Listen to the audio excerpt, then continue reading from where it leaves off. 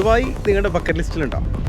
ഒരു 4 ദിവസം അടിച്ചു പൊളിച്ച് എന്നാൽ മാക്സിമം ചിലവ് ചുരുക്കി ദുബായിൽ ഒന്ന് പോയി വരാൻ നിങ്ങൾക്ക് ആഗ്രഹമുണ്ടോ? അങ്ങനെയാണെങ്കിൽ ഈ വീഡിയോ കണ്ടോളൂ. എനിക്കറിയാവുന്ന എല്ലാ ടിപ്പുകളും ഞാൻ പറഞ്ഞു തരാം.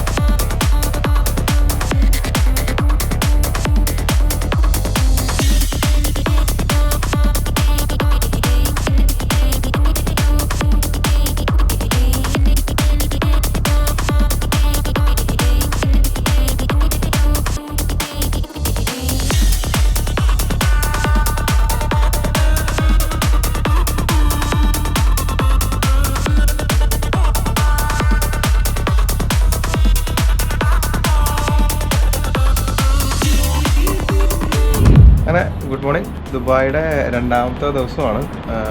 ഇന്നത്തെ ദിവസം ഇത്തിരി സംഭവബഹുലമായിരുന്നു, എന്നാലും പക്ഷേ അടിപൊളിയായിരുന്നു. ഞങ്ങളുടെ താമസത്തിൻ്റെ പ്രോബ്ലമൊക്കെ വന്നെങ്കിലും പിന്നീട് അതെല്ലാം സോർട്ട് ഔട്ട് ചെയ്തു. പിന്നെ കാണാനുള്ള കാര്യങ്ങളൊക്കെ പോയി കണ്ടു. അടിപൊളിയായിരുന്നു. ഞാൻ നിങ്ങൾക്ക് ഇവിടെ പാമ്പിൻ്റെ ഒരു നല്ലൊരു വ്യൂ കാണിച്ചു തരാം.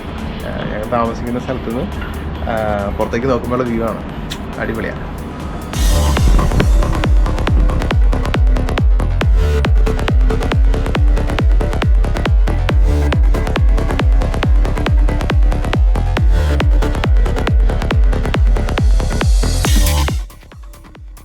കടലിൽ ആർട്ടിഫിഷ്യലായിട്ട് പാം ലീഫിൻ്റെ ആകൃതിയിൽ നിർമ്മിച്ച ദ്വീപാണ് ഈ കാണുന്നത്.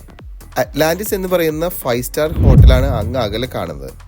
ഇവിടെ നിന്ന് നോക്കിക്കഴിഞ്ഞാൽ താഴെ നമുക്ക് മറീന കാണാം. അങ്ങ് അകലെ എയിൻ ദുബായ് എന്ന് പറയുന്ന ജൈൻ വീല് കാണാം. അതുകൂടാതെ താഴെ കാണുന്ന ഒരു ചെറിയ റൺവേ ഉണ്ടല്ലോ, അത് സ്കൈ ഡൈവിങ്ങിന് വേണ്ടി ഫ്ലൈറ്റുകൾ പറന്നു വരുന്ന ഒരു ചെറിയ റൺവേ ആണ്. ഇവിടെ നിന്നുള്ള പാം ഐലൻഡിൻ്റെ വ്യൂ അതിഗംഭീരമാണ്.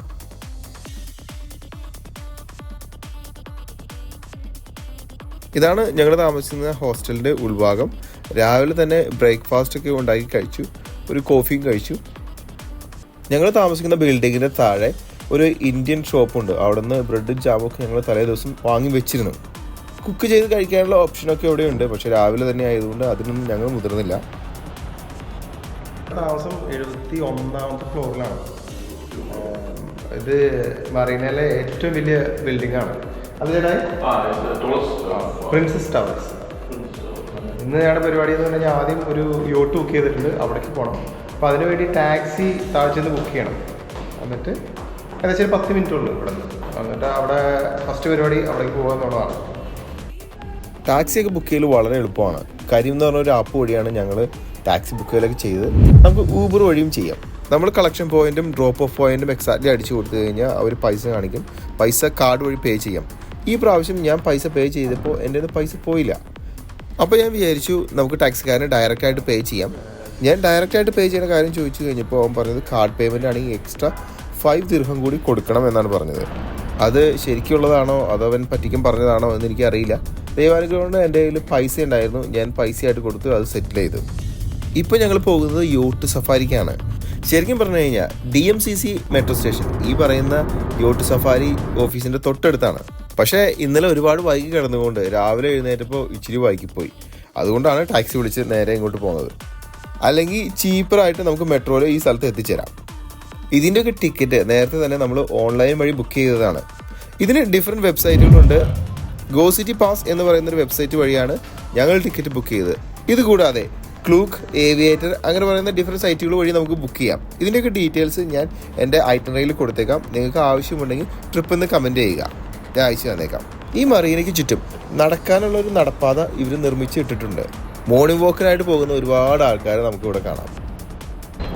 ഇപ്പോൾ നമ്മൾ യോട്ടിലേക്ക് കയറാനുള്ള ചെക്കിനൊക്കെ കഴിഞ്ഞു. മറീനക്കടെ നടന്ന് നമ്മൾ യോട്ടിലേക്ക് കയറാൻ പോവാണ്. ഈ യോട്ട് സഫാരി പല രീതിയിലുണ്ട്. നമുക്ക് 1 മണിക്കൂറിൻ്റെ ബുക്ക് ചെയ്യാം, 2 മണിക്കൂറിൻ്റെ ബുക്ക് ചെയ്യാം. ഞാൻ ആദ്യം 2 മണിക്കൂറിൻ്റെ ബുക്ക് ചെയ്തത്. അപ്പോൾ അതിൽ നമുക്ക് ബ്രേക്ക്ഫാസ്റ്റ് ഉണ്ട്. അത് നമ്മളെ പാം ഐലൻഡിന് ചുറ്റിക്കറങ്ങി കൊണ്ടുവരും. പക്ഷേ ഞങ്ങൾ ഒരു സ്പീഡ് ബോട്ട് സഫാരി കൂടി ഡെസേർട്ട് സഫാരിക്ക് മുമ്പ് ബുക്ക് ചെയ്തിട്ടുണ്ട്. ഇപ്പോൾ 2 മണിക്കൂർ ഈ പരിപാടിക്ക് പോയി കഴിഞ്ഞാൽ അതിനുള്ള സമയം ഞങ്ങൾക്ക് കിട്ടില്ല. അതുകൊണ്ട് ഈ 2 മണിക്കൂർ എന്നുള്ളത് മാറ്റി ഞങ്ങൾ 1 മണിക്കൂറാക്കി എടുത്തു. അപ്പോൾ ഇതിൽ ബ്രേക്ക്ഫാസ്റ്റ് ഇല്ല, നമുക്ക് ചെല്ലുമ്പോൾ ഒരു വെൽക്കം ഡ്രിങ്ക് കിട്ടും. നമ്മളെ ഇത് ഒരുപാട് ദൂരത്തേക്കൊന്നും കൊണ്ടുപോകില്ല, പാമയിലിൻ്റെ തൊട്ടടുത്തവരേക്ക് കൊണ്ടുപോയിട്ട് തിരിച്ചു കൊണ്ടുവരും.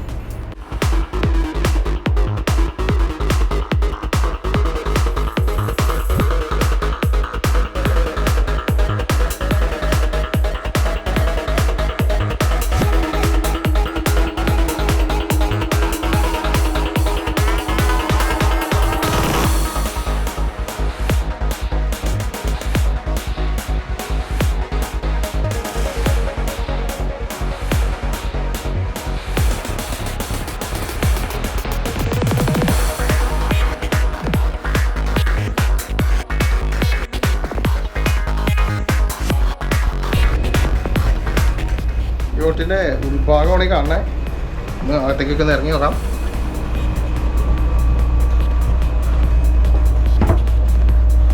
ടോയ്ലറ്റ് പരിപാടികൾ, ബെഡ് എല്ലാം ഉണ്ട്.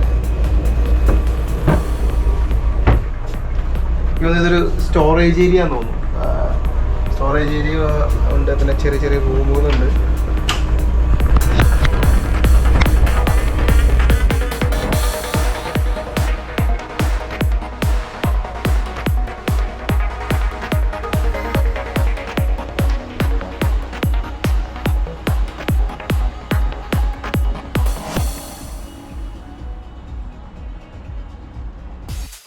ഇതാണ് സ്കൈ ഡൈവിങ്ങിനുള്ള റൺവേ. നമ്മൾ സ്കൈ ഡൈവിങ് അഡ്വാൻസിൽ ബുക്ക് ചെയ്ത ഈ ഫ്ലൈറ്റിൽ നമ്മളെ ഇവിടെ നിന്ന് പിക്ക് ചെയ്ത് കൊണ്ടുപോയി പാം ഐലൻഡിൻ്റെ നേരെ മുകളിലെത്തുമ്പോൾ നമുക്ക് സ്കൈ ഡൈവിങ് ചെയ്യാം. ഏകദേശം 13,000 ഫീറ്റാണ് ഇതിൻ്റെ ജമ്പിങ് ഹൈറ്റ് എന്ന് പറയുന്നത്. ഇതിൻ്റെ ഫ്രീ ഫോൾ എന്ന് പറയുന്നത് ഏകദേശം 60 സെക്കൻഡ് മാത്രമേ ഉള്ളൂ. 4 to 5 മിനിറ്റ്സ് പാരച്യൂട്ട് റൈഡും ഉണ്ടാവും. സംഭവം അതിഗംഭീരമാണെങ്കിലും ഇതിൻ്റെ പ്രൈസ് ഏകദേശം 60,000 രൂപ ആയതുകൊണ്ട് ഞാൻ വേണ്ടെന്ന് വെച്ചു. ഈ കാണുന്ന 2 ബോട്ടുകളാണ് ദുബായ് ഫെറി. ഇത് ദുബായ് ഗവൺമെൻറ്റിൻ്റെ പബ്ലിക് ട്രാൻസ്പോർട്ടിൻ്റെ ഭാഗമാണ്. നമുക്ക് യോട്ടിലൊന്നും കയറാതെ തീരെ ചിലവ് ചുരുക്കി പാം ഐലൻഡ് ഒന്ന് കറങ്ങി വരണമെന്നുണ്ടെങ്കിൽ ഇതാണ് ബെസ്റ്റ് ഓപ്ഷൻ. ഇതിൻ്റെ സർവീസ് ദുബായ് മോളിൽ നിന്ന് 4 മണിക്ക് ശേഷം സ്റ്റാർട്ട് ചെയ്യുന്നതാണ്. അതിൻ്റെ ഡീറ്റെയിൽസ് ഞാൻ ദുബായ് ഐറ്റിനറിയിൽ കൊടുത്തേക്കാം, നിങ്ങൾ കമൻറ്റ് ചെയ്യുക, ഞാൻ അയച്ചു തന്നേക്കാം.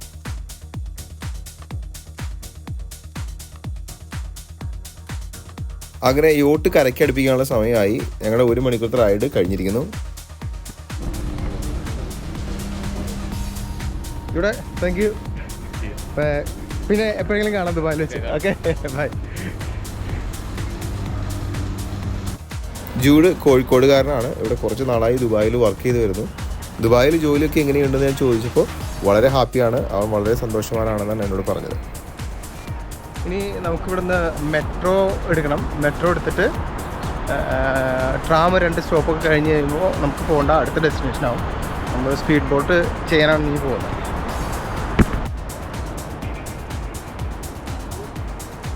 നമുക്ക് പോകേണ്ട സ്ഥലം വലിയ ദൂരത്തൊന്നുമല്ല, ഏകദേശം ഒരു 10 മിനിറ്റ് മെട്രോ എടുത്തു കഴിഞ്ഞാൽ നമ്മൾ ആ സ്ഥലത്ത് എത്തിച്ചേരും. ഈ കാണുന്നതാണ് Sheikh Sayyid road.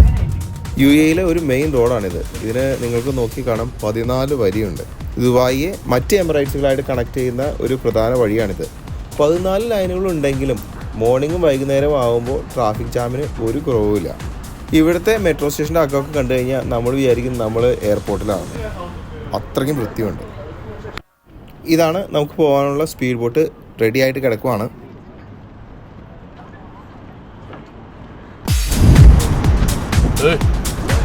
All good, man.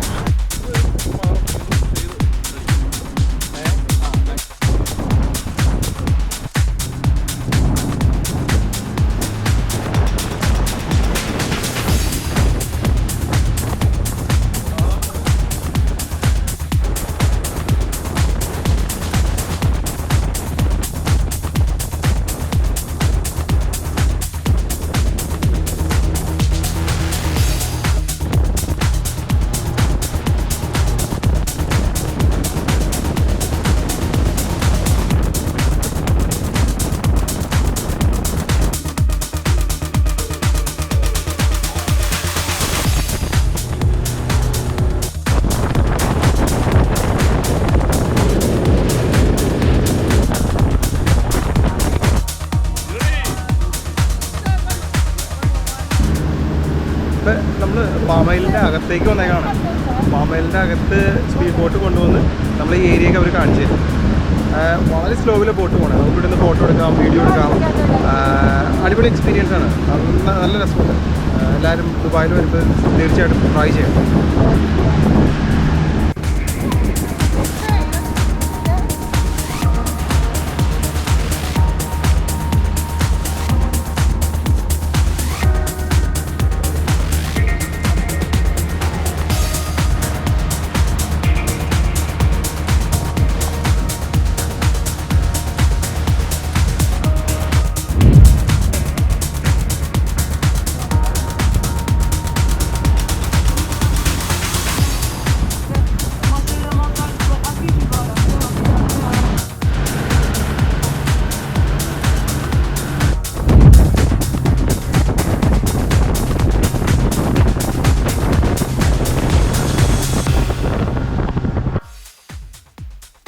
അങ്ങനെ ഏകദേശം 45 മിനിറ്റ് നീണ്ടു നിന്ന സ്പീഡ് ബോട്ട് സഫാരി തീരുമാനമായിരിക്കുന്നു.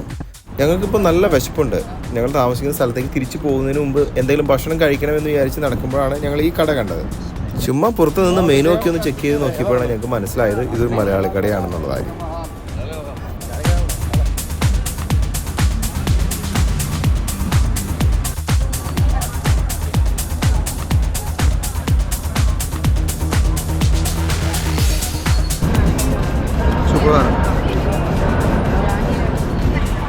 കുറേ നാളായി പ്രോപ്പർ പൊറോട്ടയും ബീഫും കഴിച്ചിട്ട്.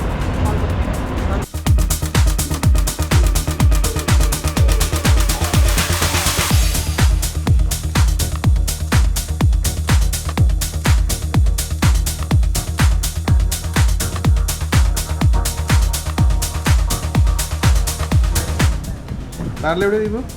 കൊല്ലം. ഇവിടെ എത്ര നാളായി? 1 വർഷമായി. Okay okay. എങ്ങനെയുണ്ട് കടയൊക്കെ? അടിപൊളി. കടയുടെ പേര് എന്നിട്ടായിരുന്നു? Grill spot. Okay okay okay okay. അടിപൊളി.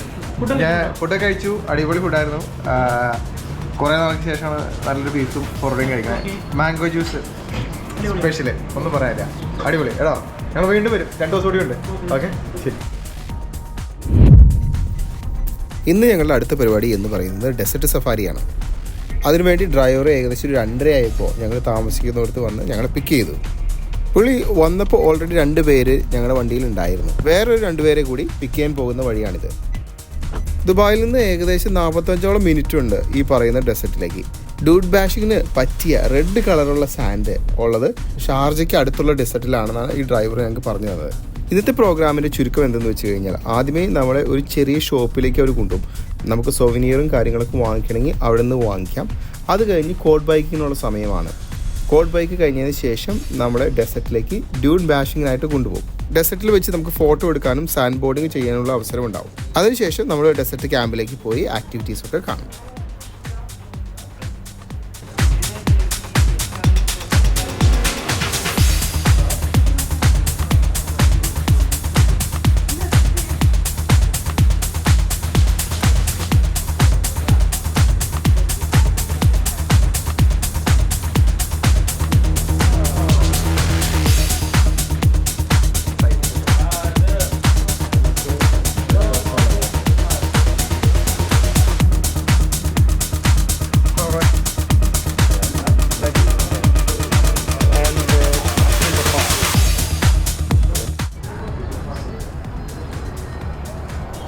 അങ്ങനെ 2 സ്കാർഫൊക്കെ വാങ്ങിച്ച് ഞങ്ങൾ കോഡ് ബൈക്കിങ്ങുള്ള പരിപാടിക്ക് പോവാണ്.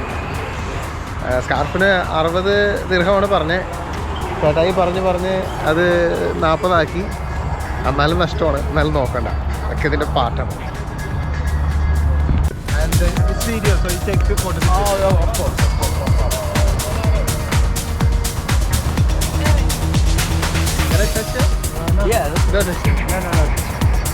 Open his eyes. Little bit shake. Little bit, sir. Little bit you can shake and it's opened up.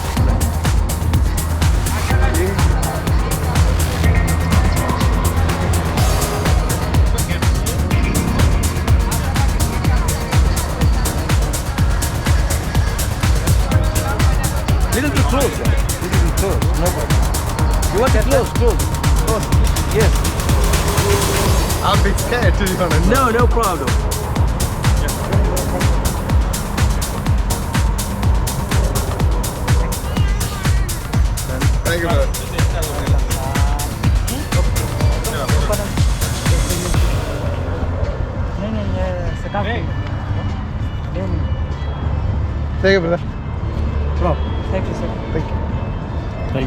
ഇനി കോഡ് ബൈക്കിങ്ങിനുള്ള സമയമാണ്. കോഡ് ബൈക്കിങ്ങിന് വേണ്ടി നമ്മൾ എക്സ്ട്രാ പേയ്മെൻറ്റ് അഡ്വാൻസ് തന്നെ പേ ചെയ്യണം. ഇത് പലതരത്തിലുണ്ട്. നമുക്ക് ഈ കോഡ് ബൈക്കിങ് ഒരു സർട്ടൻ ഏരിയയിൽ മാത്രം ചെയ്യാം, അല്ലെങ്കിൽ മെയിൻ ഡെസർട്ടിലേക്ക് പോവാം. മെയിൻ ഡെസർട്ടിലേക്ക് പോകണമെങ്കിൽ നമ്മൾ കൂടുതൽ പൈസ കൊടുക്കണം. ഇത് കൂടാതെ ഈ കാണുന്ന ചെറിയ കോഡ് ബൈക്ക് അല്ലാതെ ഒരു വലിയ തരം കോഡ് ബൈക്കുണ്ട്. അത് മെയിനായിട്ട് ഡെസർട്ടിലാണ് ഉപയോഗിക്കുന്നത്. അതിന് വേണമെങ്കിൽ നമ്മൾ ഇതിലും കൂടുതൽ പൈസ കൊടുക്കണം. ഡെസർട്ട് സഫാരി ബുക്ക് ചെയ്യുമ്പോൾ തന്നെ ഇതിനുള്ള ഓപ്ഷൻസ് അവർ ഇമെയിലായിട്ട് നമുക്ക് അയച്ചു തരാം. നമുക്ക് ഇഷ്ടമുള്ളത് ചൂസ് ചെയ്യാം.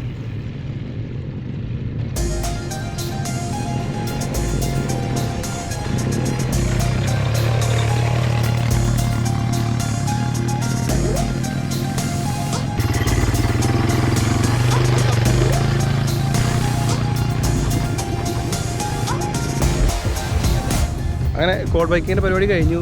ഇനി നമ്മൾ ഡൂൺ പാഷിങ് ഉണ്ടെന്നാണ് പറഞ്ഞത്. അതായത് നമ്മളെ ഡെസർട്ടിൻ്റെ ഉള്ളിലേക്ക് കൊണ്ടുപോകും. അവിടെ പുള്ളി 4x4 അതിൻ്റെ മുകളിൽ കൂടെ വണ്ടി ഓടിച്ച് പാഷ് ചെയ്ത് കാണിക്കും. പിന്നെ നമ്മൾ ക്യാമ്പ് ഫയർ ഉണ്ട്, അവിടെ പരിപാടികളുണ്ട്, ഫുഡുണ്ട്. ഓക്കെ, അപ്പോൾ പോകാനുള്ള സമയമായി. ഡ്രൈവർക്ക് വേണ്ടി വെയിറ്റ് ചെയ്യാണ്.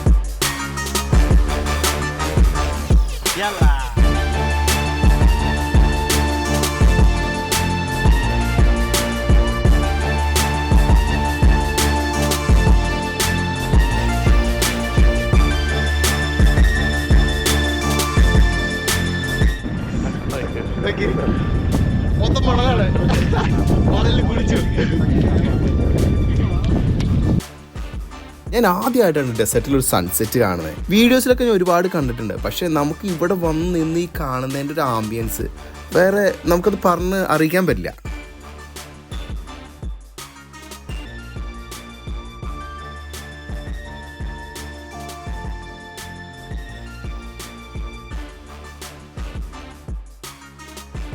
ഡെസേർട്ട് സഫാരി കഴിഞ്ഞ് കഴിയുമ്പോൾ അവർ ഷോപ്പിൽ നിർത്തും. അതിൻ്റെ മെയിൻ പർപ്പസ് എന്തെന്ന് വെച്ച് കഴിഞ്ഞാൽ അവരുടെ വണ്ടിയിൽ എയർ അടിക്കുക എന്നുള്ളതാണ്. അത് നമ്മുടെ മേത്തുള്ള മണൽ കളയാനുള്ള ഒരു അവസരം കൂടിയായിട്ട് നമുക്കത് എടുക്കാം. ശരിക്കും ഡെസേർട്ടിൽ സഫാരി ചെയ്യുമ്പോൾ കാറിൻ്റെ എയർ പ്രഷർ കുറയ്ക്കണം എന്നുള്ളതാണ്. അതുകൊണ്ട് ഡെസേർട്ട് സഫാരി സ്റ്റാർട്ട് ചെയ്യുന്നതിന് മുമ്പ് അവർ എയർ പ്രഷർ കുറയ്ക്കും. അത് കഴിഞ്ഞ് വന്നതിന് ശേഷം എയർ പ്രഷർ ലീഗൽ ലിമിറ്റിലേക്ക് ആക്കിയതിന് ശേഷമാണ് റോഡിലേക്ക് ഇറക്കിയുള്ളൂ.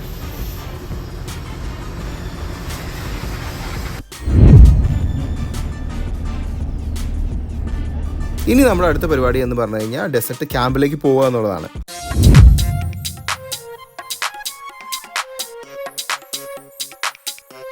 ഇവിടെയാണ് നമുക്ക് food, belly dance, fire show എന്നീ പരിപാടികളെല്ലാം ഇവർ അറേഞ്ച് ചെയ്ത് വെച്ചിരിക്കുന്നത്.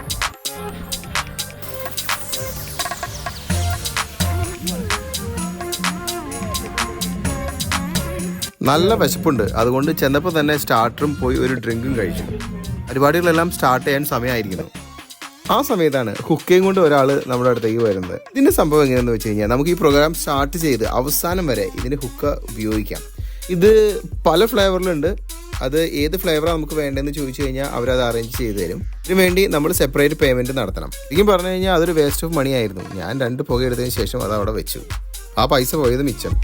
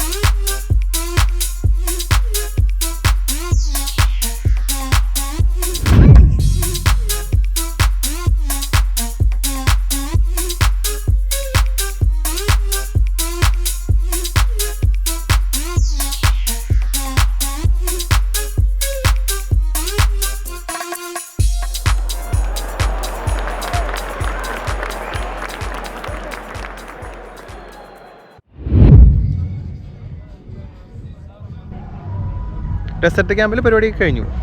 ഇനി അവിടുത്തെ ഭക്ഷണം കഴിഞ്ഞു. ഇനി തിരിച്ച് പോകാനുള്ള പരിപാടിയൊക്കെ നോക്കാണ്. അതിന് മുമ്പ് ഒരു പരിപാടി കൂടിയുണ്ട്, ക്യാമൽ സഫാരി. അതുകൊണ്ട് കഴിഞ്ഞാൽ ഹോസ്റ്റലിലേക്ക് തിരിച്ചു പോകും.